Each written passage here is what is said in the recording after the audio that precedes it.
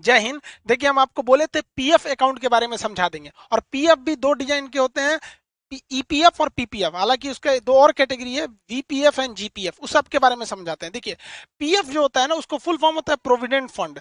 Provident fund मतलब होता है भविष्य निधि, मतलब आगे जाकर होने वाला खर्चा, भविष्य निधि। अब आप जैसे समझिए, भारत में हर इंसान छोटे या बड़े काम में लगा हुआ है, उसको पैसे मिल रहे हैं, उसकी जिंदगी चल रही है।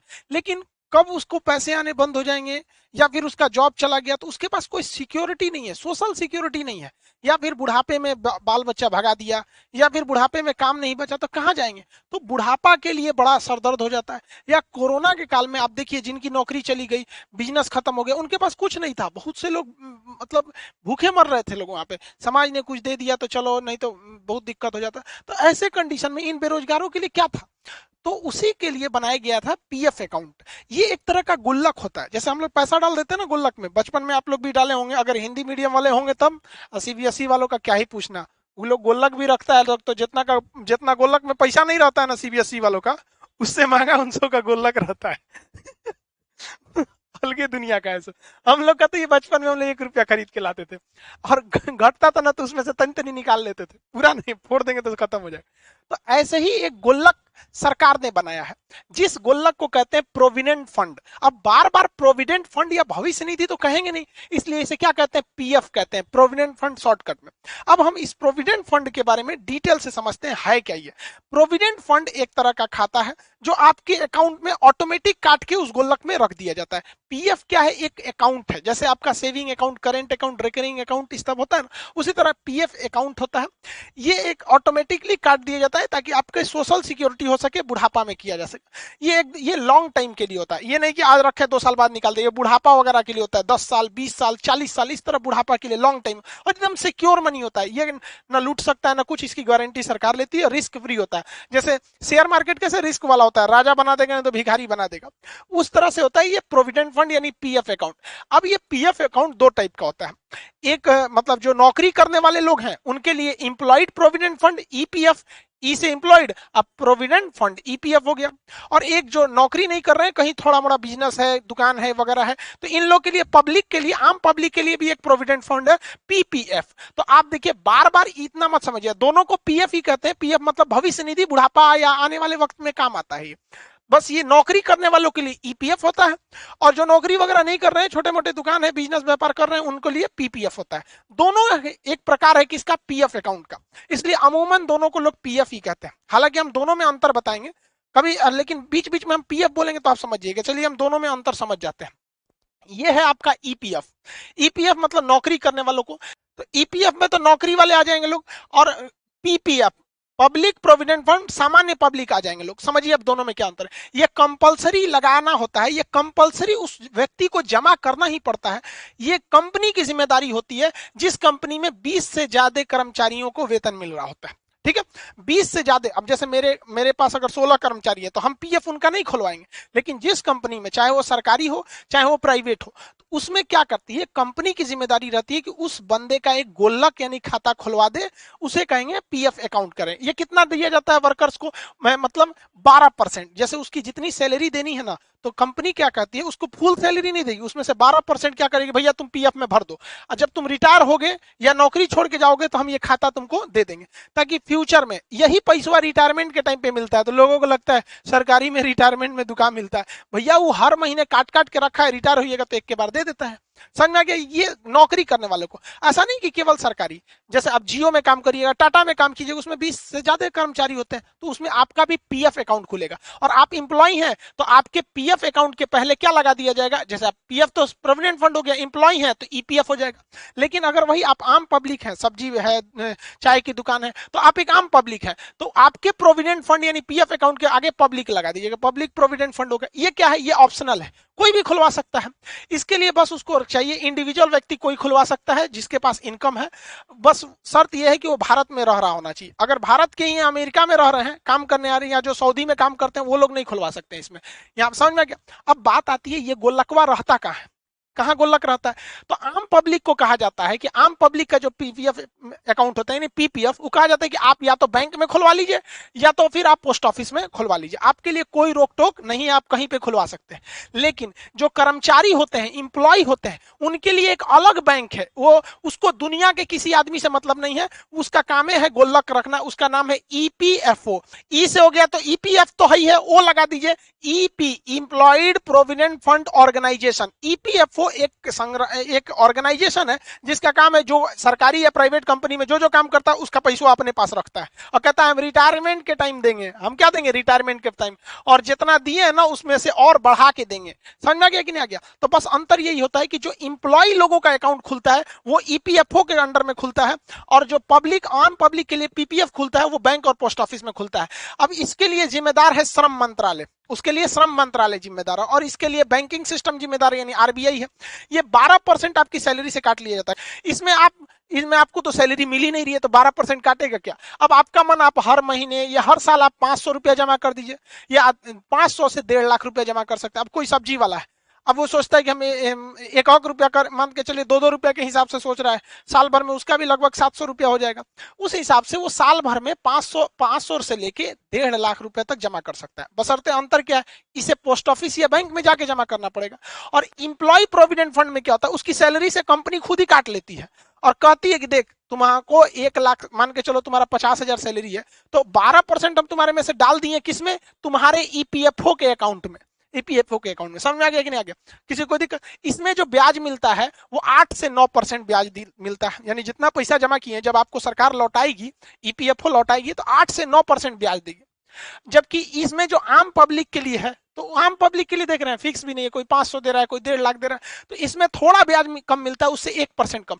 इसमें 7 से 8% ब्याज मिलता है, जबकि इसमें 8 से 9% ब्याज मिलता है। यानी ब्याज के हिसाब से देखिएगा तो इन दोनों के हिसाब से ये थोड़ा सा अच्छा ब्याज दे देता है, 1% ज्यादा दे देता है। और इन ब्याज की जो तुलना होती है प्रत्येक तिमाही होती है, हर 3 महीना पे ब्याज दर बढ़ाया घटाया जा सकता है। सरकार अगर ब्याज बढ़ा देती है तो आपको फायदा है, सरकार घटा देती है तो आपको घाटा हो जाता है। अगर सरकार कह दे कि हम 10% ब्याज देंगे तो आप ही के पैसों पे ज्यादा ब्याज मिल जाता है। उसके बाद देखिए ये कब कंप्लीट होता है, तो ये इंप्लॉय लोगों के लिए है, ये वाला प्रोविडेंट फंड जो है भविष्य निधि इंप्लॉय के लिए है। तो कहा जाता है इसकी मैच्योरिटी यानी ये कब पूरा होगा, जब आप रिटायर यानी सेवानिवृत्त होंगे तब। अब ये तो बिजनेसमैन या छोटे मोटे व्यापारी के लिए था, ये लोग तो रिटायर होते नहीं है बेचारे, तो इनको कहा गया है देखिए आपका टोटल पैसा जो है वो 15 साल बाद लौटाया जाएगा। तो आप कहेंगे काहे लौटा रहा है, तो सुनिए ध्यान से, आपका हर महीने जो 12% ईपीएफ के रूप में यानी पीएफ अकाउंट में कट रहा था, वो जब आप रिटायर होंगे ना तो उसमें 9%, 8 से 9% ब्याज जोड़ के वही आपको दे दिया जाएगा। समझ में आ गया? उसी को कहा जाता है रिटायरमेंट के बाद भी सरकारी में पैसा मिलता है। इसमें भी है, आप 15 साल तक जमा कीजिए और उसके बाद आपका जब 15 साल बाद निकालिएगा तो आपको 7 से 8% जो उस समय का रेट रहेगा उस रेट से आपको पैसे मिल जाएंगे। अब आप एक बार में निकालिए या उसमें महीना महीना बनवा दीजिए, वैसे रिटायरमेंट के टाइम पे आप एक बार में पैसा निकालिए, महीना महीना बनवा दीजिए। लेकिन मान के चलिए कि कोई व्यक्ति है, वो सरकारी कर्मचारी है या प्राइवेट कर्मचारी, मान के चलिए प्राइवेट है, तो प्राइवेट भी इंप्लॉय है तो उसका भी जो प्रोविडेंट फंड यानी पीएफ अकाउंट होगा वो तो इंप्लॉय है तो ईपीएफ ही होगा। अब उसको बीच में पार्शियल विड्रॉल करना है, बीच में पैसा निकालना है, उसको रिटायरमेंट तक नहीं रखना है, तब तो कम से कम 5 साल बाद वो पार्शियल विड्रॉल कर सकता है। कम से कम 5 साल रखेगा। कब? एक कंडीशन है, उसके यहाँ शादी ब्याह पड़ गई बेटा बेटी का, या उसको दवा में इमरजेंसी आ गया, एजुकेशन के लिए लेना है, बेटा बेटी को पढ़ाना है, कहना है कि भैया इस सैलरी से नहीं हो रहा है हमारा है, थोड़ा सा दे दीजिए, लड़का का फीस जमा करना है, तो शादी, मेडिकल, एजुकेशन या इमरजेंसी में आप 5 साल बाद कुछ पैसा निकाल सकते हैं, पार्शियल विड्रॉल, ना कि पूरा निकाल लेंगे। इसमें भी सेम कंडीशन है, 5 साल बाद पार्शियल विड्रॉल कर सकते हैं। कितना अच्छा है, जैसे आप भी गुल्लक रखते हैं तो जब देखते हैं कि कुछ नहीं हो रहा तो पार्शियल विड्रॉल कर देते हैं, कुछ सिक्का उच्चा डाल के इसे निकाल लेता है, 1-2 रुपया आदमी बचपन में निकाल लेता था। तो इसमें दोनों सेम होते हैं सब। इसकी सबसे बड़ी खासियत होती है इन दोनों की, ये दोनों की दोनों डेब्ट लायबिलिटी 0 होती है। जैसे मान के चलिए कि मेरे पीएफ अकाउंट में यानी प्रोविडेंट फंड, अब वो पीएफ अकाउंट दोनों टाइप के हो सकते हैं, या अगर हम इंप्लॉय हैं तो ईपीएफ और नॉर्मल पब्लिक है तो पीपीएफ, तो दोनों तो प्रोविडेंट फंड ही है ना पीएफ। मेरे पीएफ में 4 लाख रुपया है सपोज, और हम बैंक से कर्जा लिए हैं 5 लाख रुपया, और हमारा ना खेत है ना घर है ना कुछ है। अब बैंक कहेगा हमरा 5 लाख दो, हम कहेंगे कुछ नहीं है, तो बैंक कहेगा पीएफ अकाउंट में 4 लाख है, हम पीएफ से निकाल लेंगे। तो सरकार कहती है खबरदार, पीएफ अकाउंट की लाइबिलिटी जीरो होती है, डेथ लाइबिलिटी जीरो होती है। हम करोड़ों भी कर्जा ले सकते हैं, लेकिन उस कर्जे की भरपाई मेरे पीएफ अकाउंट से कोई नहीं काट सकता है। ये इसीलिए इसे कहा जाता है सबसे सिक्योर अकाउंट होता है, कोई काट ही नहीं सकता आपका यहाँ पे। दूसरा, ये ई एग्जेम्प्ट एग्जेम्प्ट एग्जेम्प्ट, यानी इस पैसे पर ब्याज भी नहीं मिलता है। जैसे सरकार को टैक्स नहीं मिलता, ब्याज का दिए, टैक्स नहीं होता है, टैक्स फ्री होता है। जैसे हम बुढ़ापा में रिटायर हुए, हमको 10 लाख रुपए पेंशन मिल गया, तो 10 लाख रुपए सरकार भागो यहाँ पे से, नहीं यहाँ पे टैक्स लेने आओगे, एग्जेम्प्ट एग्जेम्प्ट एग्जेम्प्ट, टैक्स नहीं होता है। तो इसकी एक और फायदे होती है, रिस्क फ्री भी है और सिक्योर भी है, टैक्स भी नहीं देना होता। अब ये जो पीएफ अकाउंट होता है, प्रोविडेंट फंड, चाहे वो इंप्लॉय का प्रोविडेंट फंड हो या आम पब्लिक का प्रोविडेंट फंड हो, यानी पीपीएफ हो या ईपीएफ हो, ये एक इंसान का एक ही खुलता है। जैसे पैन कार्ड, आपका पैन कार्ड एक ही बनता है, परमानेंट अकाउंट नंबर आपका एक ही खुलता है। अब आप कहेंगे कि सर मान के चलिए कोई आदमी टाटा कंपनी में काम कर रहा था, तो उसका कंपनी में काम कर रहा है यानी ईपीएफ अकाउंट होगा, वो टाटा को छोड़ के महिंद्रा में जाएगा तब कोई दिक्कत नहीं है। ईपीएफओ जो डिपार्टमेंट है कहती है कि उसका जो अकाउंट है ना, जिसमें 12% टाटा डाल रहा था, टाटा छोड़ दिया ना, कोई दिक्कत नहीं, इसी अकाउंट में महिंद्रा डाल देगा। कल को महिंद्रा छोड़ के जियो में काम करने लगा, कोई बात नहीं, जियो इसमें डाल देगा। यानी एक व्यक्ति का पीएफ अकाउंट, चाहे वो ईपीएफ हो या पीपीएफ हो, लाइफ में एक ही खुलता है, दोबारा दूसरा नहीं खुलता है। जैसे आप यूट्यूब पर एडसेंस एक नाम से एक ही बनता है, उससे ऐड का पैसे उसमें आते हैं सब, तो ये एक इंसान का एक ही बनता है, इसमें कोई दिक्कत नहीं होता है। वन पर्सन वन अकाउंट होता है, जैसे एडसेंस वगैरह की होती है सब। आप समझ आ गए कि नहीं? इसमें कितना जमा करना होता है? 12%। इसमें 500 से लेके 1.5 लाख। तो आप समझ गए पीएफ अकाउंट। अब इसी पीएफ को लोग, इंप्लॉय है तो कहता है हमारा ईपीएफ है, और नॉर्मल आदमी है, पब्लिक है तो कहता है पीपीएफ है। यहाँ पे दोनों में कोई खास अंतर नहीं है। लेकिन समझिए, कुछ इंसान ऐसे होते हैं जिनका खेत भी है, कहीं पे बिजनेस खेती चल रहा है, अच्छा खासा लाखों रुपए खेती से आ रहा है, तो कहता है कि यार हम अपनी सैलरी से बुढ़ापा के लिए महज 12% कटवा रहे हैं, हम चाहते हैं कि 12% से ज्यादा कटवा दे, 50% कटवा दे। तो सरकार कहेगी ना, हमरा 12% कटबे करेंगे, हमरा इंप्लॉय का हम कितना काटते हैं? 12% ही काटते हैं। हम पीएफ के अकाउंट में जो इंप्लॉय है उसका हम कितना काटते हैं? 12% काटते हैं। तो क्या करना, हमरा ज्यादा काट लीजिए, क्योंकि अभी जमाने में हमको पैसा की कोई कमी नहीं है, इधर उधर से आ जा रहा है, ससुरालों से कुछ पैसा मिल जाता है। तब इसके लिए कहा गया है कि अगर गवर्नमेंट इंप्लॉय है, कौन है? गवर्नमेंट इंप्लॉय, और वह गवर्नमेंट इंप्लॉय कहता है कि हमको ज्यादा पैसा कटवाना है, हमको क्या कटवाना है? ज्यादा पैसा कटवाना है। तो सरकारी इंसान जब कभी भी कहता है कि नहीं, हमारा जो 12% का लिमिट है, इससे हम ज्यादा पैसा रखना चाहते हैं ताकि हमको बुढ़ापा में ज्यादा मिले, तो ऐसे प्रोविडेंट फंड को, ऐसे भविष्य निधि को हम जनरल प्रोविडेंट फंड कहते हैं, जीपीएफ कहते हैं। ये केवल सरकारी इंप्लॉय ही इसको कर सकते हैं। तो जीपीएफ वही खुलवा सकता है ना जिसका पहले से ईपीएफ यानी इंप्लॉयड प्रोविडेंट फंड हो। अब मान के चलिए कोई टाटा में काम कर रहा है, कोई रिलायंस में काम कर रहा है, कोई महिंद्रा कंपनी में काम कर रहा है, तो वो कंपनी भी अपने कर्मचारियों के लिए क्या करती है? ये कंपनी भी अपने कर्मचारियों के भविष्य के लिए इंप्लॉयड प्रोविडेंट फंड दे रही होती है। तो ये कंपनी वाले भी, प्राइवेट कंपनी के कर्मचारी भी अगर कहते हैं कि नहीं, हमें जवानी से ज्यादा बुढ़ापे में पैसा की जरूरत है, हम भी अपने 12% वाले लिमिट से बढ़वाना चाहते हैं, तो उनके प्रोविडेंट फंड यानी उनके भविष्य निधि को कहते हैं वॉलेंट्री प्रोविडेंट फंड। वो अपने मर्जी से ज्यादा देना चाहता है, वॉलेंट्री प्रोविडेंट फंड। तो जब कभी भी आप लिमिट क्रॉस करते हैं, तो ये क्रॉस द लिमिट को दिखाता है कि जो 12% का लिमिट है, अगर कोई सरकारी कर्मचारी अपना ईपीएफ अकाउंट यानी जो उसका ईपीएफ है, इंप्लॉयड प्रोविडेंट फंड, अगर वो 12% से ज्यादा दे रहा है, सरकारी है तो जीपीएफ, 12% से ज्यादा दे रहा है तो इसे वीपीएफ होता है। ये नॉर्मली हम आपको बता रहे हैं। ईपीएफ में मैक्सिमम जो होता है 9% मिलता है, जबकि आम पब्लिक के लिए पीपीएफ में 8% मिलता है। उस हिसाब से तो इंप्लॉयड वाला थोड़ा सा ठीक ठाक है। लेकिन इन दोनों से अच्छा एक भविष्य निधि है, रिटायरमेंट के लिए स्पेशल प्रोग्राम है, उसका नाम है एनपीएस, नेशनल पेंशन स्कीम। ये पेंशन के लिए ही बना ही है। अब अगर आप ध्यान से देखेंगे तो ईपीएफ जो है इंप्लॉयड के लिए 1952 से बना हुआ है, और जो आम पब्लिक के लिए बनाया गया है 1968 में यानी पीपीएफ जो आया था ये आम पब्लिक के लिए प्रोविडेंट फंड वो 1968 में आया था और इंप्लॉयड के लिए 1952 में आया था। और ये 2004 में नेशनल पेंशन स्कीम आया। ये कहा गया कि भैया इसके लिए कोई एज लिमिट नहीं है। 18 साल का लड़का है अगर वो भी सोचता है कि बुढ़ापा में हमको पेंशन मिले तो 18 से 65 साल का आदमी, कोई भी, ये ऑप्शनल है, वो हिंदुस्तानी रहना चाहिए, वो इसमें खुलवा सकता है। लेकिन इसका पैसा आपको रिटायरमेंट के बाद मिलेगा क्योंकि इसका नाम है नेशनल पेंशन स्कीम। तो ये 60 साल तक इसकी मेच्योरिटी होती है, यानी आपको इसमें 60 साल तक पैसे डालने हैं। अब इसमें भी आप पार्शियल विड्रॉल कर सकते हैं। 5 साल बाद शादी पड़ गया, बाल बच्चों का इमरजेंसी आ गया, एजुकेशन में डालना है तो आप पार्शियल विड्रॉल कर सकते हैं। लेकिन सबसे मुश्किल पैसा निकालना है तो इसी में है। इसकी लिक्विडिटी एकदम लो होती है, ये आपको जल्दी पैसा निकालने नहीं देता है सब। जबकि देखिए अगर आप पीपीएफ देखिएगा या ईपीएफ देखिएगा, यानी इन दोनों प्रोविडेंट फंड में, तो पार्शियल विड्रॉल थोड़ा इजी था, लेकिन इसमें पार्शियल विड्रॉल बहुत ही टफ होता है। क्यों टफ होता है? क्योंकि जब आप कभी भी इसमें पैसा डालते हैं ना, तो कंपनी क्या करती है, आपके पैसे को थोड़ा सा म्यूचुअल फंड में इन्वेस्ट कर देती है और कुछ बॉन्ड में इन्वेस्ट कर देती है। तो कंपनी कमाती है और आपको ज्यादा पैसा दे देती है। तो ये थोड़ा रिस्की होता है। इसमें क्या करते हैं, रिस्की होता है। इसमें भी आपको डेप्थ से कोई मतलब नहीं है, आप कितना भी कर्जा लिए रहेंगे आपके एनपीएस अकाउंट से आपको पैसे नहीं काटे जाते हैं। ये भी टैक्स फ्री होता है, एग्जेम्प्ट। इसमें लगभग आपको 10% रिटर्न मिल जाता है, 10%। जबकि आप याद कीजिए जो आपका पब्लिक प्रोविडेंट फंड था आम पब्लिक के लिए, उसमें मैक्सिमम जो मिल रहा था आपका 8% था। इंप्लॉयड के लिए जो प्रोविडेंट फंड था ईपीएफ, उसमें 9% मिल रहा था मैक्सिमम, इसमें 10% मिल जाता है। तो अगर हम आपसे कहें कि ईपीएफ पीपीएफ जो आम पब्लिक के लिए, यानी हो गया प्रोविडेंट फंड बुढ़ापा के लिए, तो पीपीएफ में मिला था आपका मैक्सिमम 8%, इंप्लॉयड प्रोविडेंट फंड में मैक्सिमम 9% और नेशनल पेंशन स्कीम में 10%।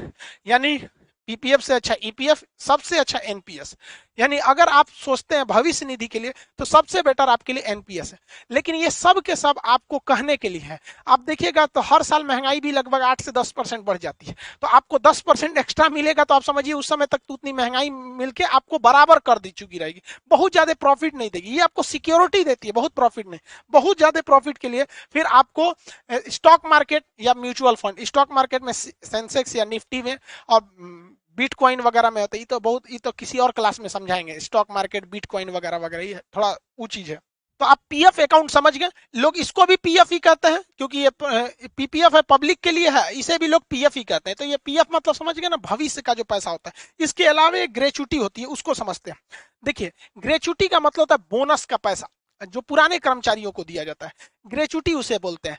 जो भी कंपनी, चाहे वो सरकारी हो चाहे वो प्राइवेट हो, जिसमें 10 से ज्यादा कर्मचारी काम करते हैं, किससे ज्यादा कर्मचारी, 10 से ज्यादा कर्मचारी काम करते हैं, उन्हें एक बोनस यानी ग्रेच्युटी देनी पड़ती है। ये नियम 1972 में लाया गया था।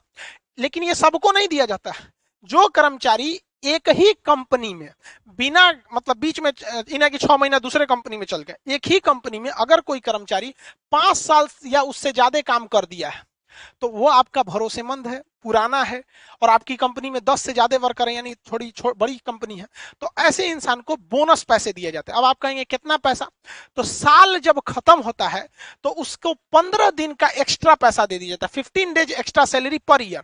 तो एक साल में 365 दिन का उसको सैलरी देते हैं। लेकिन अगर वो कर्मचारी 5 साल से पुराना, हालांकि गवर्नमेंट इसे 3 साल करने वाली है बहुत जल्दी, तो उसे आपको 15 दिन का एक्स्ट्रा ग्रेच्युटी देना पड़ता है। यानी आप निकाल सकते हैं आधे महीने की सैलरी। अगर मान के चलिए कोई इंसान आपके साथ 6 साल से काम कर रहा है और उसको आप हर महीने सैलरी देते हैं 20,000 रुपया, तो 20,000 माने महीने का सैलरी 20,000, तो 15 दिन का कितना हुआ, 10,000 हुआ ना जी। 15 दिन का तो देना है, 15 दिन का 10,000, तो उसको डेली 20,000 महीना देते रहिए। उसके बाद कहिए तुम बहुत पुराने हो, चलो साल का फर्स्ट खत्म हो गया, साल नया साल मुबारक, इस साल की सैलरी देंगे। 15 दिन का तुम्हारा 30 दिन का होता है 20,000, 15 दिन का लोगो 10,000 लोगो, ठीक है।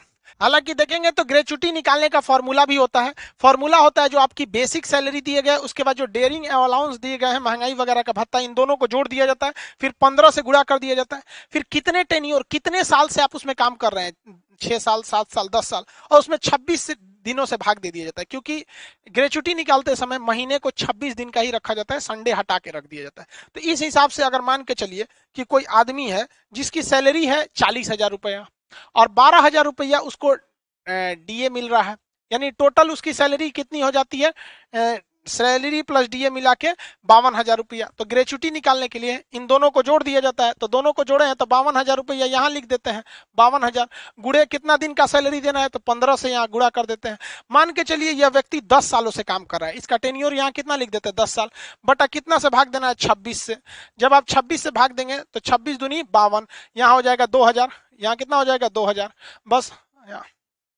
तो इस तरह देख रहे हैं आप, इसका 10 साल का टोटल ग्रेचुटी आ रही है 3 लाख रुपए। तो हर साल का 10 साल का ना जी, हम तो यहाँ 10 साल निकाल दिए ना टोटल टेन्योर का, कि 10 सालों में इसे ग्रेचुटी के रूप में 3 लाख, तो हर साल इसे ग्रेचुटी कितनी मिलेगी, तो 10 साल का 3 लाख है तो हर साल का 30,000 रुपया। तो इस प्रकार इसे ग्रेचुटी मिलेगी। तो ये एक प्रकार का क्या चीज है, बोनस होता है। बैंकिंग में अभी अगला टर्म जो आपको बताएंगे एनईएफटी, आरटीजीएस और आईएमपीएस, और उसके सबके ऊपर ही आ गया है यूपीआई, और सबके ऊपर बाप बैठा है एनपीसीआई, ये अम्ब्रेला है। तो इसके बारे में अब नेक्स्ट वीडियो में समझाएंगे। आई होप आप पीपीएफ अकाउंट, पीएफ वगैरह समझ गए होंगे। मिलेंगे नेक्स्ट क्लास में। जय हिंद।